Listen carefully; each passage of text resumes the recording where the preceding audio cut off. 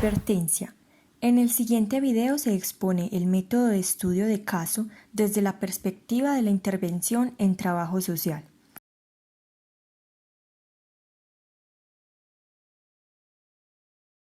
Es importante aclarar la diferencia entre su aplicación en la intervención y en la investigación. En el caso de la investigación, se procura por el descubrimiento de un nuevo conocimiento o la justificación de los ya existentes. Ahora bien, en el área de la intervención profesional, se intenta llegar a un alcance local y específico basado en la transformación de la realidad según su necesidad. La intervención en el trabajo social con casos presenta unas peculiaridades que son importantes reseñar, entre ellas el carácter flexible y dinámico de la realidad que pretende explicar. Cada caso social individual será único, exclusivo y dinámico. Nuestro método de trabajo deberá ser metódico, flexible y recursivo. Además, deberá contar con el suficiente rigor científico capaz de permitir la actividad racional del profesional para la elaboración de su intervención, permitiendo intercalar los conocimientos y teorías de otras ciencias.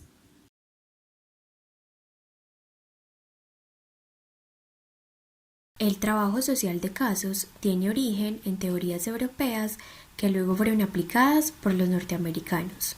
Principalmente se habla de la creación de diferentes seguros sociales para cubrir las necesidades de la clase obrera debido a las crisis económicas por las que pasaban Bélgica y algunos países vecinos.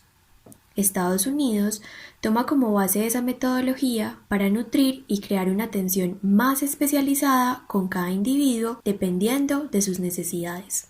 La diferencia radica en que en los países orientales se enfocan meramente en la ayuda económica y asistencial, mientras que en Estados Unidos se piensa que debe haber una atención integral del individuo, es decir, tomar en cuenta su esfera social, familiar y personal. Pero, ¿en qué consistió la influencia europea sobre la aparición del casework americano? Para empezar, hablaremos de la obra y teorías de algunos autores que trabajaron en el terreno de la caridad y la filantropía. Uno de ellos es Juan Luis Vives, humanista y filósofo nacido en Valencia, España, en 1492. Muere en 1524. Fue el precursor de la psicología y la pedagogía. Pese a sus múltiples ocupaciones, se interesaba especialmente por la organización de la beneficencia pública. Juan Luis Vives proclamó desde hace más de 400 años los principios fundamentales de toda asistencia. El primero es el derecho del individuo a una asistencia efectiva y organizada. El segundo, una investigación detallada o estudio de caso para llegar a un diagnóstico. El tercero es un tratamiento especializado. Y por último, medidas no solo paliativas y curativas, sino también preventivas.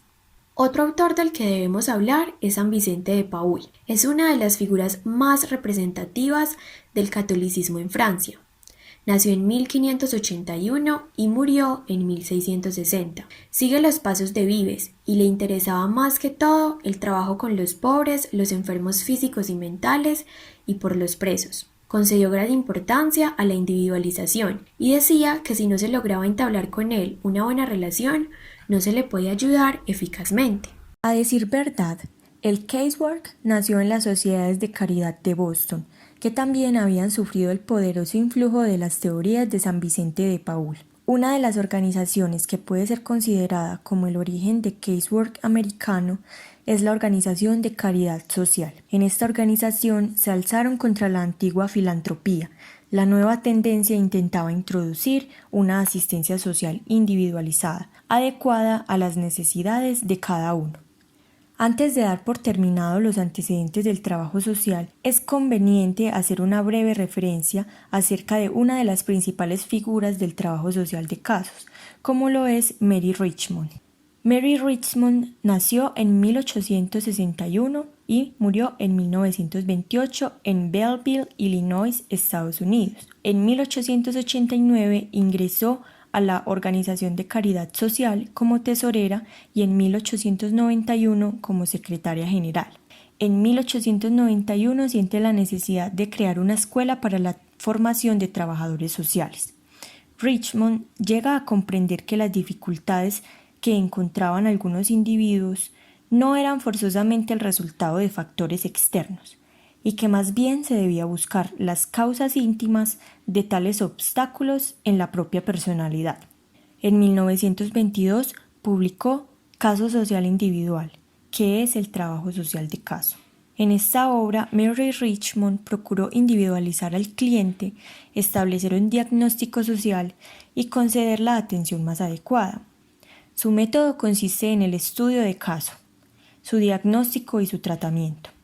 En dicho método, el asistente social debe tener en cuenta todas las dimensiones y necesidades del ser humano, ya que esto le permite tomar una dirección en cuanto a la ayuda que se le brinda al individuo. La Enciclopedia del Trabajo Social se refiere al trabajo social de casos como un modelo de intervención que intenta asegurar que los usuarios con problemas complejos y múltiples reciban todos los servicios que necesitan en el tiempo y la forma adecuados. El rol del trabajador social es asistir a los usuarios para apoyarles a tratar con alguno o con todos los sistemas sus problemas. El trabajo en casos sociales individuales pretende responder a la necesidad que tiene el sujeto de adaptarse a las relaciones sociales.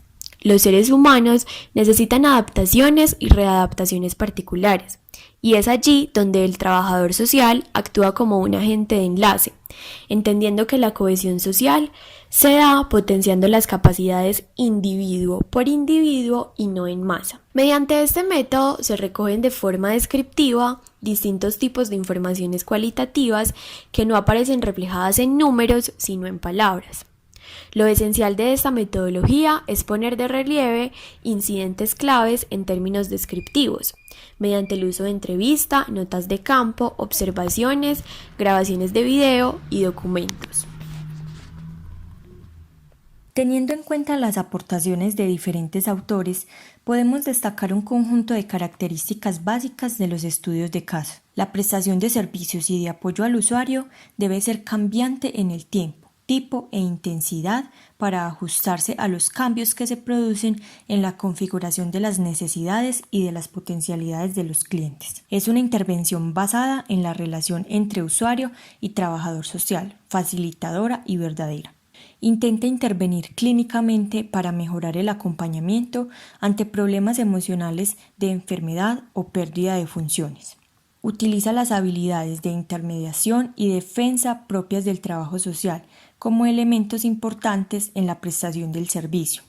Se dirige a aquellos usuarios que requieren una serie de servicios de comunitario o a largo plazo, abarcando las necesidades de tipo económico, de salud, médico, social y personal. Se afirma en los valores del trabajo social tradicional de autodeterminación y de valor, y dignidad de la persona, y el concepto de responsabilidad mutua en la toma de decisiones. El método de estudio de casos se ha utilizado en diferentes campos del conocimiento. En la enseñanza, para ver cómo evolucionan los estudiantes cuando se aplica un sistema de enseñanza o una técnica de estudio específica. En el campo médico, para estudiar casos clínicos y observar las características de un paciente, su evolución, su percepción de la enfermedad, sus reacciones emocionales ante el trastorno que padece, el impacto de la enfermedad sobre su existencia, su vida familiar, el efecto de un tratamiento, etc. En el diseño de estrategias de intervención, para evaluar una intervención, ya sea de un grupo, una familia, en una escuela o una empresa. Ahora presentaremos algunos ejemplos del método de estudio de casos en intervenciones. Tratamiento cognitivo-conductual de la adicción a videojuegos de rol online. Fundamentos de propuesta de tratamiento y estudio de caso. El propósito de este trabajo es presentar una propuesta de tratamiento cognitivo-conductual para la intervención de la adicción a videojuegos. Se presenta el caso de un joven de 21 años con problemas con el uso de los videojuegos. Después de 13 semanas de intervención, se aprecian importantes cambios en el nivel de dependencia. Los resultados muestran una disminución significativa del tiempo de uso del ordenador y de juego, así como una mejoría del funcionamiento personal y social del paciente. Dentro de las estrategias está un autorregistro del uso del ordenador para determinar el tiempo de uso y las sensaciones del paciente. Dentro de este tratamiento se establece una historia y evolución del problema, un diagnóstico, un tratamiento con plan de sesiones, tareas para elaborar en casa como los autorregistros y un seguimiento. Intervención en el bullying y ciberbullying. Evaluación del caso de Martín. Es un estudio de caso único con un adolescente de 14 años con un alto nivel de conducta agresiva. Martín estudia tercer curso de educación secundaria obligatoria. El estudio realizado tuvo como objetivos evaluar el nivel de bullying o ciberbullying en un adolescente agresor de 14 años, implementar el programa Cyberprogram 2.0 para prevenir o reducir el bullying y ciberbullying, evaluar los efectos del programa en la disminución de la conducta violenta de este adolescente agresor y en otras variables sociales y emocionales. Martín disminuyó significativamente el nivel de perpetración de bullying, redujo su agresividad y el uso de la violencia para resolver problemas interpersonales, mostrando un nivel medio de empatía. El estudio evidencia la eficacia de un programa de intervención grupal en la reducción de la violencia entre iguales de los perpetradores. Este estudio concluye que la única manera de combatir el bullying en todas sus formas de expresión es la cooperación entre todos los implicados, como profesores, padres, estudiantes y personal no docente. La intervención debe plantearse en los niveles institucional, familiar, grupal e individual, teniendo en cuenta al agresor y a la víctima. El proceso metodológico del trabajo social de casos está compuesto por 3 fases. La fase 1 es el estudio social. El fin de este es llegar al conocimiento de los problemas, a comprender su aspecto objetivo reflejado por la realidad de los hechos y su aspecto subjetivo, es decir, la manera de ser percibidos y vividos por el individuo. Dentro de esta fase se incluyen diferentes tipos de informes. 1. El problema actual que presenta el individuo. Allí, el trabajador social procura, en primer lugar, comprender cuál es el problema que el individuo desea exponerle, la clase de ayuda que solicita, lo que espera de la institución y la misión que le atribuye. 2. Antecedentes personales del individuo. Se debe exponer la historia social del sujeto y de sus antecedentes. Aquí es útil todo aquello que pueda servir de explicación al problema actual. Por lo tanto, es conveniente limitar antecedentes que merecen ser remitidos y seleccionar aquellos que puedan aportar a la comprensión del presente. 3. Los informes obtenidos de fuentes ajenas al individuo. Estos son informaciones que pueden completarse por medio de otras fuentes. Hay datos que el individuo no puede proporcionar porque los ha olvidado o no los ha conocido nunca. Otros son conocidos por organismos sociales que han tratado a dicho sujeto en el pasado. Y por último están las observaciones personales del trabajador social. Mientras el sujeto suministra la información, el trabajador social está ya formulando en su mente las preguntas que va a hacer. Debe buscar siempre el significado íntimo de los deseos expresados por el individuo y relacionarlos con su vida afectiva y su ambiente familiar. El trabajador social piensa continuamente en función del diagnóstico y valora todo aquello de lo que se va enterando para formularlo. Fase 2. El diagnóstico. El diagnóstico social lleva consigo la descripción del individuo y de su situación y tiende a establecer relaciones de causa-efecto y a determinar los factores que impulsan al sujeto a recurrir al servicio social, a realizar un estudio crítico de los proyectos que forma el individuo y a calcular los medios que el trabajador social debe aconsejar al usuario para resolver sus problemas. El objetivo del diagnóstico consiste en proporcionar al asistente social una hipótesis de trabajo. El diagnóstico reunirá todas las observaciones fragmentarias. Plantear un diagnóstico es llegar a responder a las 4 preguntas siguientes. ¿Cuál es la dificultad verdadera y real que encuentra el individuo? ¿Se trata de un problema objetivo o subjetivo, social o psicológico? ¿Cuáles son las posibilidades que tiene el individuo de resolver ese problema? ¿Corresponde la ayuda necesaria a la competencia del organismo al que pertenecemos? ¿Soy yo, trabajador social, la persona calificada para proporcionar esta ayuda? ¿Poseo los conocimientos y el tiempo suficientes? La última fase de este proceso metodológico es el tratamiento. Su objetivo es orientar al individuo a fin de que logre el conveniente ajuste a su medio y por lo tanto vencer o atenuar el problema. Existen dos tipos de tratamiento. En primer lugar están los directos, que se adoptan en dos formas. En una de ellas, la persona recibe ayuda en especie, en la otra recibe orientación. En segundo lugar, tenemos los indirectos. Aquí el individuo recibe el beneficio de una forma indirecta. Se abarca la utilización de fuentes colaterales, lo que implica mejorar o cambiar las actitudes de otros elementos ajenos al individuo, siendo éste indirectamente el que recibe los beneficios. Dentro de estos tipos de tratamiento se pueden encarnar diferentes terapéuticas sociales, tales como la terapéutica social individual, que se aplica sobre una fase individual. Es recomendable para la orientación de la personalidad del individuo en casos de desajuste emocional. Segundo, la terapéutica social de grupo. Es un tratamiento colectivo que persigue el beneficio de un grupo. En este se propone un proceso educativo que favorece el tratamiento de algunos rasgos indeseables que se observan en el individuo, como el egocentrismo, el egoísmo, etc. Por último está la terapéutica social del medio ambiente. Se basa en el método de la acción social. Su objetivo principal está relacionado con la obtención de beneficios sociales colectivos mucho más amplios. A continuación desarrollaremos algunas de las técnicas que utiliza el casework y son: entrevista. Es el método por excelencia en el estudio de casos.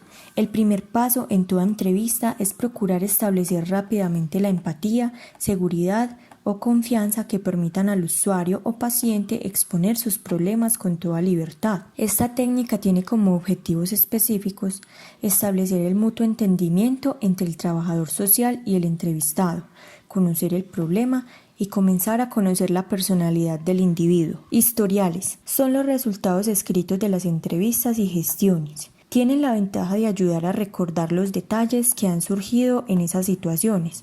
Son fuente de información para otros profesionales. El procedimiento seguido al seleccionar y anotarles hechos correspondientes es muy útil para el trabajador social por cuanto desarrolla su capacidad de juicio e imaginación, aumenta su habilidad y amplía sus conocimientos y aptitudes para el trabajo de casos. Planillas. Son modelos, fichas y formas que se emplean con el fin de recoger datos que sean significativos y necesarios para la identificación del individuo y comprensión rápida del caso. El contenido de las planillas facilita información adecuada de los problemas presentados, bien sean a nivel de familia, vivienda, salud y otros. Es importante la fecha y un espacio para observaciones personales del trabajador social.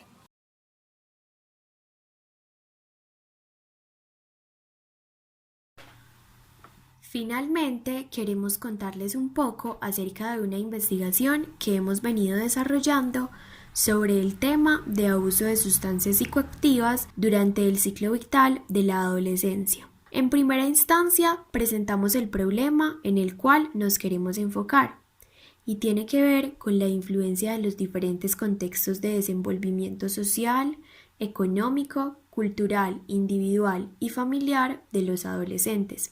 Luego de presentar el problema, formulamos la siguiente pregunta: ¿cuáles son los factores de riesgo que determinan el abuso de SPA en adolescentes que están en proceso de reinserción social y familiar en la Fundación Hogares Claret en Medellín, sede Poblado? El interés por profundizar en los factores de riesgo para el consumo de SPA surge con el fin de entender las motivaciones de los jóvenes que los llevan a sumirse en el consumo de drogas y de qué manera la familia, el círculo de amigos, la escuela y el entorno pueden tener influencia en las decisiones del adolescente hasta el punto de convertirse en adicto de una sustancia que le afecta su estado físico y mental. En la hipótesis de esta investigación se afirma que la familia, los amigos y el entorno social, cultural y político son factores protectores que inculcan valores, costumbres, brindan afecto, seguridad y espacios saludables. Sin embargo, en los casos de drogadicción, estos también podrían constituir los principales factores de riesgo para el consumo. El tipo de investigación que se llevará a cabo en este estudio está sustentado en lo descriptivo, ya que presenta un informe detallado de la realidad. Estará guiado por el enfoque de estudios de casos en la medida en que se interactúa con los sujetos participantes de la realidad.